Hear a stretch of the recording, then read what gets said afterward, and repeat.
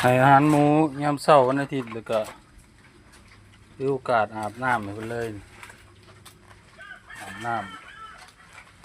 ำให้หมูช่วงนี้หนาฝน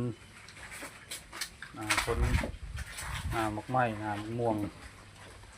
ทั้งวันอีกหลายอาบน้ำให้